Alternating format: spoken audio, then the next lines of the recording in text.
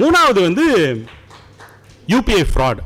இப்போ பார்த்தீங்கன்னா ஒரு 2016 ஆரம்பித்த யூபிஐ அந்த டிஜிட்டல் தி எக்கனாமி அப்படிங்கிறது, பிகாஸ் கவர்மெண்ட்டோட மிஷன் வந்து, கவர்மெண்ட் ஆஃப் இந்தியாவோட மிஷன் வந்து digitally empowered society which is paperless again digital currency, ரைட்டா? இது பெரிய லெவலில் மல்டிஃபோல்டு இன்க்ரீஸ் ஆகி இன்றைக்கி வந்து ₹1 ₹1,00,000 வரைக்கும் நீங்கள் வந்து without carrying your purse you can do the transaction. யாருமே இப்போ எடுக்கிறது கிடையாது டிஜிட்டல். இதுலேயும் நிறைய வந்து இந்த ஸ்கேம்ஸ், மோசடி வந்து நடக்குது.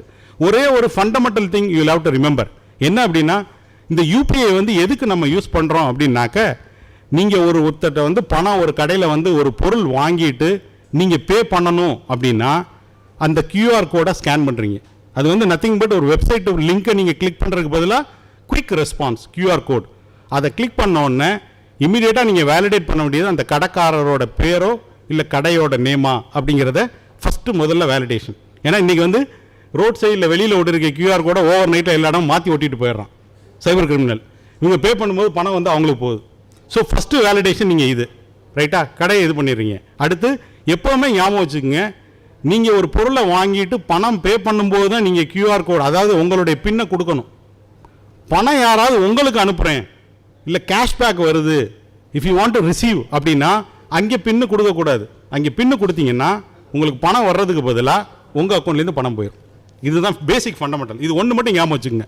நீங்கள் செக்கு கொடுக்குறீங்க ஒருத்தருக்கு, கொடுக்கும்போது I sign the cheque, I authorise to debit amount from my account. அப்போ தான். இப்போ யாராவது உங்கள் அக்கௌண்ட்டில் பணம் போடுறதுக்கு நீங்கள் செக்கு கொடுக்குறீங்களா? கையெழுத்து போட்டு கிடையாது. அக்கௌண்ட் நம்பருக்கு அவங்களா ட்ரான்ஸ்ஃபர் பண்ணிக்கலாம். அதே கான்செப்ட் தான் இங்கே. இங்கே என்ன நடக்குது அப்படின்னாக்க, யூபிஐயில் நிறைய ஃப்ராடு. உங்களுக்கு நான் பணம் அனுப்புகிறேன், நீங்கள் இந்த லிங்க்கை கிளிக் பண்ணி ஓடிபியை கொடுங்க அப்படின்னா அந்த பணம் வர்றதுக்கு பதிலாக உங்கள் இதுலேருந்து பணம் போயிடும்.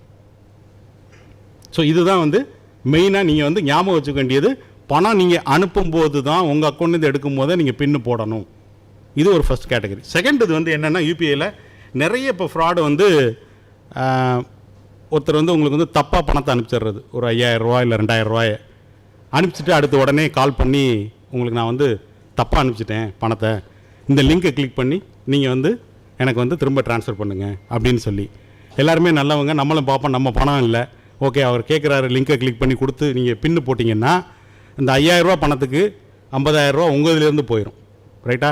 இந்த மாதிரி ஒரு சுச்சுவேஷன் வந்தது அப்படின்னா நீங்கள் டைரெக்டாக அவருக்கு பணம் கொடுக்கலாமா அப்படின்னா கொடுக்கக்கூடாது.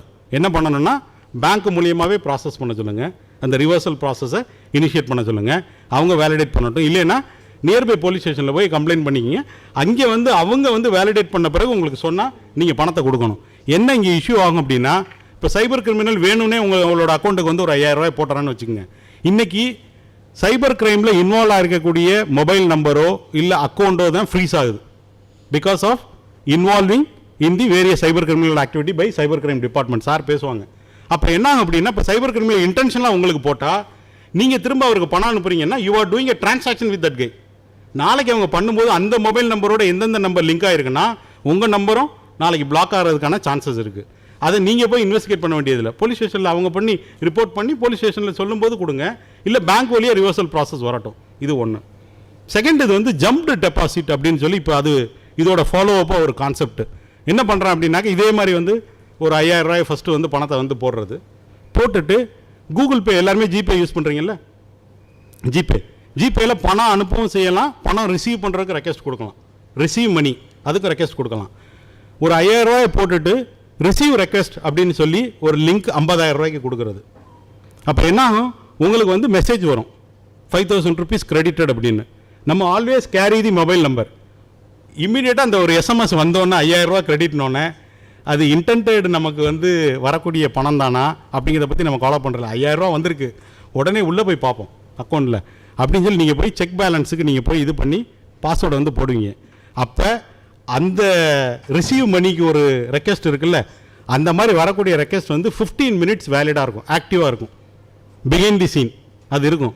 நீங்கள் இது போடும்போது உங்கள் அக்கௌண்ட்லேருந்து ₹15,000 போயிடும். ஏன்னா அதுக்கு தேவை பின்னு, அவ்வளோதான். இந்த ரிசீவ் மணியோட ரெக்வெஸ்ட் வந்து 15 மினிட்ஸ் வேலிடேட் ஆகும். நீங்கள் ட்ராவல் பண்ணிக்கிட்டு இருக்கீங்க, ட்ரைவ் பண்ணிக்கிட்டு இருக்கீங்க அப்படின்னாக்க நீங்கள் பேலன்ஸை வெரிஃபை பண்ணுறீங்களா, இந்த ரெக்வெஸ்ட் கொடுக்கலன்னு தெரியாது. நீங்கள் நினச்சிக்கிட்டு இருப்பீங்க பேலன்ஸ் பார்க்குறதுக்காக நான் பின்னை போட்டு போகிறேன்னு. நீங்கள் பின்னு போட்டோன்னே இந்த ரெக்வெஸ்ட் ஆக்டிவ் இருக்கிறதுனால பணம் போகுது.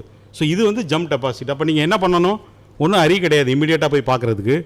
நீங்கள் பின்னு கொடுக்கும்போது பேலன்ஸுக்குள்ளது தான் பின்னு கொடுக்குறீங்களா, இல்லை இந்த பேக்ரவுண்டில் ஏதாவது இருக்கக்கூடிய ஹிடன் அந்த ரிசீவ் மணிக்கு கொடுக்குறீங்களா அப்படிங்கிறத வேலிடேட் பண்ணணும். இது